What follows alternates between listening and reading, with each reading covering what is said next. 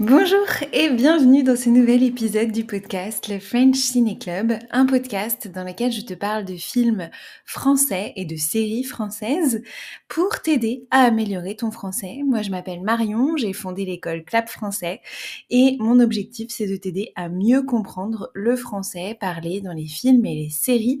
Et pour ça, j'ai créé pas mal de formations et aussi un club, le French Film Fluency Club, dans lequel chaque semaine, on utilise un film pour améliorer votre français. Et cette semaine, on va utiliser un court-métrage qui s'appelle Je joue Rodrigue. Dans les semaines passées, on a très souvent utilisé des courts-métrages et on a très souvent utilisé des courts-métrages qui sont devenus des longs-métrages. Et je joue Rodrigue ne fait pas exception, puisque c'est aussi devenu un long-métrage qui est sorti dans les salles de cinéma cette année sous le nom d'Avignon. Et l'histoire est très similaire, seulement l'acteur principal est devenu le réalisateur du film, je crois.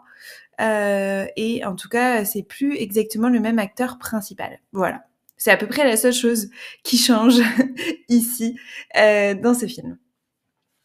Donc Je joue Rodrigue, en fait c'est l'histoire d'un jeune comédien qui s'appelle Stéphane qui va jouer une pièce de théâtre au Festival d'Avignon. Il joue une pièce qui s'appelle Ma sœur s'incruste, une pièce un petit peu genre vaudeville ou pièce théâtre de boulevard, donc du théâtre un peu plus grand public, un peu plus donc déjà pas du tout classique et pas tellement peut-être intellectuel. Donc le théâtre de boulevard, c'est un genre à part entière, parfois souvent aussi plutôt de la comédie, du comique. Et donc il joue dans cette pièce et il doit aussi faire toute la partie promotion de la pièce, etc. Donc ce qui est très intéressant dans ce court-métrage, c'est qu'on est un petit peu au cœur de ce festival d'Avignon. Ça rend les choses très jolies, puisqu'en plus la ville est très belle. Et le Festival d'Avignon commence demain, donc ça tombe très bien si vous voulez regarder ce court-métrage. Et il rencontre Fanny, une actrice avec qui il avait étudié dans un cours de théâtre et qu'il aimait beaucoup. Et il tombe sur elle au milieu du festival. Et là, une suite d'enchaînements forme un petit quiproquo et elle comprend qu'il joue dans le Cid, qu'il joue le rôle principal dans la pièce Le Cid, une pièce donc de théâtre classique de Corneille, et il joue Rodrigue, d'où le titre du court-métrage Je joue Rodrigue. Et elle est très impressionnée parce que c'est exactement le type de théâtre qu'elle aime et elle commence à dénigrer un petit peu le théâtre plus populaire, le théâtre de comédie, les vaudevilles, etc. Et donc lui, il comprend que s'il veut l'intéresser, il doit continuer ce mensonge. Bon, je vous raconte pas la suite de l'histoire, mais c'est assez intéressant et ça pose aussi pas mal de questions sur notre perception des gens, mais on en reparle juste après. Qu'est-ce que j'ai aimé dans ce court-métrage ? Bon, déjà, c'est le Festival d'Avignon et en ce moment, dans le club, on est sur une programmation plutôt été. Donc, j'essaye de vous faire découvrir des films plutôt de voyage, des choses où vous allez pouvoir découvrir des villes, pas mal de soleil aussi, même si on en a peut-être déjà beaucoup, mais pour voyager un petit peu à travers le cinéma. Et donc, on a cette vision du Festival d'Avignon vue et vécu par les acteurs, et ils sont très très nombreux au Festival d'Avignon, les acteurs, les comédiens plutôt d'ailleurs pour le théâtre. L'histoire est très jolie aussi. J'aime beaucoup aimer les images, c'est vraiment très bien filmé, c'est très beau. Les acteurs jouent bien aussi, mais les cadres, etc., j'ai trouvé ça très sympa. Et les dialogues sont hyper bien écrits, il y a ces petites références culturelles au théâtre. Enfin, c'est vraiment assez riche en termes de dialogue. On pourra en reparler. Il y a même des petites blagues sur les Bretons, par exemple. Mais je vais vous partager après quelques notes de vocabulaire que j'ai pris sur ce film. Et ce que j'ai peut-être un petit peu moins aimé, c'est peut-être certains clichés de ces acteurs ou de ces comédiens un petit peu très sur d'eux, très comment dire un petit peu égocentrique, un petit peu hautain par rapport aux acteurs qui vont jouer dans des comédies ou dans des pièces de théâtre plus populaires. Mais voilà, c'était vraiment pour pouvoir écrire quelque chose que j'ai moins aimé. Mais d'un point de vue général, j'ai beaucoup aimé ce court-métrage. Il dure une vingtaine de minutes, je crois. Donc c'est vraiment très très bien pour vous si vous n'avez pas beaucoup de temps pour pratiquer le français ou regarder des films ou des séries en entière. Je vous conseille vraiment de voir ce court-métrage qui a complètement une qualité cinématographique. Ce court-métrage, il vient aussi nous poser quelques questions et vous savez que j'aime bien venir gratter un petit peu et trouver des questions posées par les films. La première question, elle parle bien sûr du syndrome de l'imposteur. Donc vraiment, est-ce que je suis à ma place? Est-ce que je fais les choses bien? Est-ce que j'ai vraiment le droit d'être là dans ce festival d'Avignon alors que je ne joue pas du grand théâtre classique? Même si, d'un point de vue général, cet acteur, il est quand même, enfin, ce comédien, ce personnage, il est quand même assez serein avec lui-même, avec ses choix, etc. Il perd pas complètement ses valeurs, mais il va un peu les déguiser pour plaire à cette jeune femme. J'ai bien aimé aussi du coup cette réflexion sur le jugement dans le monde de l'art et de la création artistique en général, cette opposition entre l'art populaire et l'art très intellectuel. Est-ce qu'il y a un art plus noble que l'autre? Est-ce qu'il y a voilà, est-ce que ça m'a fait un petit peu penser aussi au film Yannick de Quentin Dupieux. Si vous ne l'avez pas vu, je vous le conseille. C'est un superbe film avec Raphaël Quenard, dans lequel il va voir aussi un vaudeville, totalement vaudeville aussi, une histoire de mari qui trompe ou de femme qui trompe son mari, etc. Enfin vraiment. Et il fait aussi tourner cette pièce enfin, il montre cette pièce comme si c'était quelque chose de pas très très intéressant et de mauvais. Et donc dans Yannick, ensuite, il y a un gros retournement de situation, mais ça m'a un peu fait penser à ça. Quel type de théâtre pour quel type de public et, et est-ce que on doit justement séparer ces publics-là et j'imagine qu'au Festival d'Avignon, c'est quelque chose qui doit être très très présent dans les différents types de théâtre. Et enfin, une petite question un peu peut-être dérangeante. Est-ce qu'un petit mensonge pour déjouer les jugements biaisés, c'est grave? Est-ce que si on ment à quelqu'un parce qu'on sait que sa réaction va être complètement liée à ses biais, à ses jugements, à sa manière de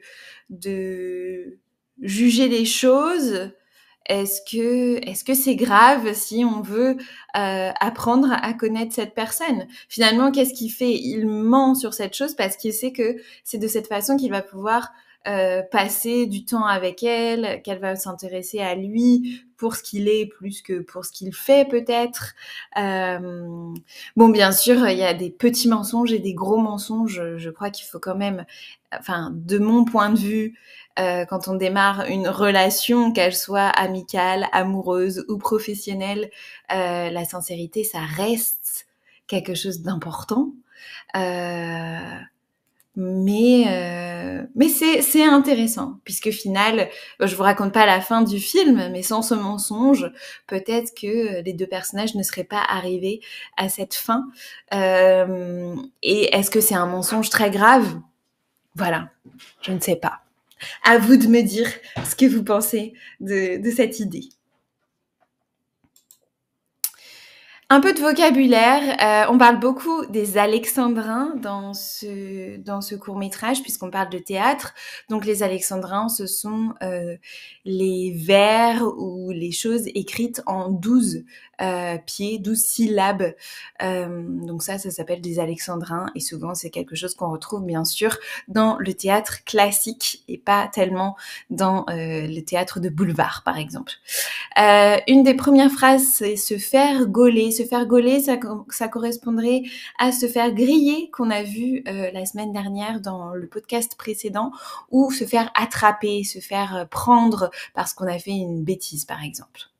S'incruster, donc ça c'est dans le titre de la pièce de théâtre, ma sœur s'incruste. S'incruster, c'est aller quelque part où on n'est pas invité et souvent où peut-être les autres n'ont pas forcément envie qu'on soit là non plus. Donc c'est ça, s'incruster. Aller quelque part et imposer sa présence. On parle de tractage. Donc les tracts, ce sont ces petites brochures. Donc parfois ça peut être, ici c'est des tracts pour des pièces de théâtre, pour faire la promotion d'une pièce de théâtre. Donc ça peut être quelque chose qui va faire la promotion d'une pièce de théâtre, d'un produit, d'un événement culturel, ou aussi on a du tract politique. Et donc cette action de donner des tracts dans la rue, on appelle ça du tractage. Voilà, le tractage. Et une scène que je trouve très rigolote et qui nécessite un petit peu de connaissances culturelles, il y a un moment où ils sont en train de parler, et ils parlent du Mont-Saint-Michel et de Nantes, et avec les réactions de la jeune femme, il lui dit toi t'es bretonne, et elle dit oui, parce que pour elle Nantes n'est pas en Bretagne, qui est quelque chose de très breton, mais le Mont-Saint-Michel est breton alors que le Mont-Saint-Michel est normand. Voilà, donc il y a cette petite discussion, si jamais vous l'entendez et que vous comprenez pas pourquoi, maintenant vous saurez. Et puis on entend très souvent au rage, au désespoir, qui est une phrase qu'à peu près je pense tout le monde connaît mais ne sait pas d'où elle vient, donc elle vient du Cid. Au rage, au désespoir, on peut dire ça pour rigoler un petit peu, c'est une référence culturelle. Dans le club, les étudiants du club vont retrouver plusieurs contenus ce mois-ci pour travailler. Donc d'abord, ils vont avoir à créer le nom d'une pièce de théâtre à partir de listes. Donc à partir de leur prénom, de leur date de naissance, ça va leur donner une suite de mots qui va former le titre d'une pièce de théâtre, et ils vont devoir créer pas le synopsis, mais le résumé de cette pièce de théâtre, on va dire. Voilà, donc j'ai hâte de voir ce que ça donne. Je me suis inspirée bien sûr des vaudevilles et des pièces de boulevard pour cet exercice, donc c'est des noms assez rigolos. Ils ont un exercice sur Je t'ai menti. Ils vont devoir écrire la scène dans laquelle il lui annonce qu'il a menti, et donc ils ont un peu de vocabulaire pour les aider à faire ça. On a une petite réflexion sur les jeunes générations et la lecture des classiques. Je suis allée chercher des petits commentaires de vidéos YouTube, je leur ai expliqué, et on a ici quelques questions de réflexion sur la lecture des romans classiques, qu'est-ce qu'ils en pensent, etc. J'ai hâte de savoir ce qu'ils en pensent. Et enfin, une autre vidéo YouTube sur la ville d'Avignon, suivie d'un quiz, et une vidéo très intéressante d'un youtubeur qui aime beaucoup vulgariser l'histoire. Donc on va parler surtout de l'histoire de la ville d'Avignon à travers le temps, et puis ensuite ils auront un quiz pour voir si ils ont appris des choses sur la ville d'Avignon. L'idée c'est de voyager un petit peu.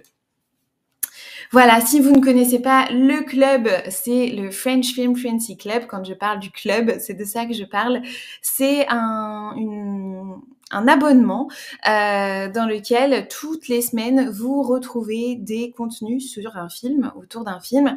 Donc cette semaine c'est Je joue Rodrigue, et donc je vous envoie des exercices, des contenus à faire de manière à votre rythme, en différé. Vous pouvez poster vos réponses quand vous en avez envie dans une communauté en ligne privée, et moi je vous donne mes commentaires, les autres étudiants aussi, et vous pouvez échanger sur les thématiques du film. On se retrouve une fois par mois pour un événement en ligne, donc on a plusieurs types d'événements, des Q&A, du shadowing, là on va avoir un quiz sur le 14 juillet par exemple. Et si jamais vous n'êtes pas sûr que le club soit fait pour vous, vous avez la possibilité de le tester dans une petite offre à 17 €. Dans cette offre, vous allez retrouver différents types d'exercices, d'anciens exercices du club, pour voir à quoi ça ressemble. Vous n'aurez pas accès à la communauté ou à la partie interactive avec les lives, mais ça vous permet de tester les types de contenus, de voir la manière de travailler du club et la méthodologie de Clap Français pour travailler avec les films et améliorer votre français grâce aux films et aux séries. Voilà, c'est tout pour le podcast d'aujourd'hui. J'espère que ça vous a plu et que vous regarderez ce film que moi j'ai trouvé très très très intéressant. Et je vous souhaite une très très belle fin de journée, un bon week-end, une bonne semaine. Je sais pas quand est-ce que vous regarderez ou écouterez ce podcast et je vous dis à très bientôt.